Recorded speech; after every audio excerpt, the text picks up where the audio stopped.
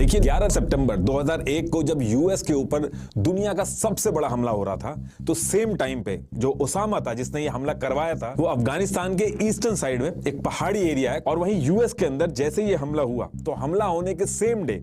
US intelligence agencies थी जो CIA, FBI और NSA, ये बिना टाइम वेस्ट किए इस पूरे हमले की इन्वेस्टिगेशन में लग जाती है। तो सबसे पहला काम किया कि फ्लाइट में जितने भी पैसेंजर्स ऑन बोर्ड हुए थे उनके पासपोर्ट्स और वीजा के जो रिकॉर्ड्स थे उनको निकाल के चेक करना स्टार्ट किया, और ऐसे करके छोटी से छोटी डिटेल्स इन्होंने पता की, और फिर उनमें से 19 लोगों को इन्होंने आइडेंटिफाई किया जिनको लगा कि यही हाईजैकर्स हो सकते हैं। अब ये हमला हो चुका था, जो भी प्लेन था उसके अंदर जितने भी लोग थे, सारा सामान, हर एक चीज डिस्ट्रॉय हो चुकी थी, और यूएस इंटेलिजेंस एजेंसीज को एक एक डिटेल्स पता करनी थी कि ये जो 19 हाईजैकर्स थे जिनके नाम सामने आए थे, उनमें से जो मोहम्मद अटा नाम का हाईजैकर था उसका बैग गलती से, ये कोइंसिडेंस था, उसका बैग गलती से कनेक्टिंग फ्लाइट में डिले की वजह से बॉस्टन लोगन एयरपोर्ट पर ही छूट गया था। अब इसके बाद बिना टाइम वेस्ट किए CIA की टीम इस बैग को लोकेट करके वहां पहुंचती है और उसको खोलती है, और लकीली इनको ज्यादा मेहनत करने की जरूरत नहीं पड़ती है क्योंकि इस बैग के अंदर जो डिटेल्स वो ढूंढ रहे थे सारी की सारी एक ही जगह मिल गई थी। इस बैग के अंदर अलकायदा के जो इंस्ट्रक्शंस थे,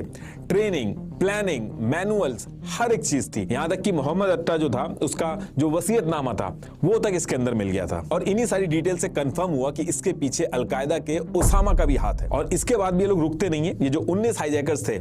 ये यूएस में जब से आए थे उनकी पुरानी कॉल्स, ईमेल्स, बैंक के ट्रांजैक्शन ये भी ट्रैक करना स्टार्ट किए, और यही सारी चीजें ढूंढने में इनको ऑफिशियल कंफर्मेशन मिल गया कि ये जो सारा अटैक है ये अलकायदा नहीं कराया, क्योंकि इन हाईजैकर्स के पास जो फंडिंग आ रही थी यूएस के अंदर वो अलकायदा से आई थी, जो इन्होंने दुबई के अकाउंट से वायर ट्रांसफर की थी। और ये जितने भी हाईजैकर्स थे इन्होंने अफगानिस्तान और पाकिस्तान के एरिया में ट्रेनिंग की थी। अब यहां से ये ऑफिशियल कंफर्मेशन तो हो गया था कि अलकायदा का काम है, लेकिन ये जो अलकायदा नाम है ये यूएस के लिए नया नहीं था। CIA की टीम ने अगस्त 2001 में ही, यानी कि हमले से 1 महीने पहले ही वार्निंग दे दी थी कि अलकायदा ऐसा कुछ करने वाला है। पास्ट में भी अलकायदा ने यूएस की एम्बेसी वगैरह पे बहुत बार हमले किए हैं, और यूएस जो है वो अफगानिस्तान से अलकायदा और ओसामा की डिमांड पहले भी करता रहा, और यूएस के पास ऑलरेडी अलकायदा का जो नेटवर्क था, ओसामा की डिटेल्स वो ऑलरेडी थी इनके पास। पूरे यूएस में बहुत ज्यादा गुस्सा था इस चीज को। अब ये सारी चीजें जब पता चलती हैं तो उसके बाद 20 सितंबर 2001 को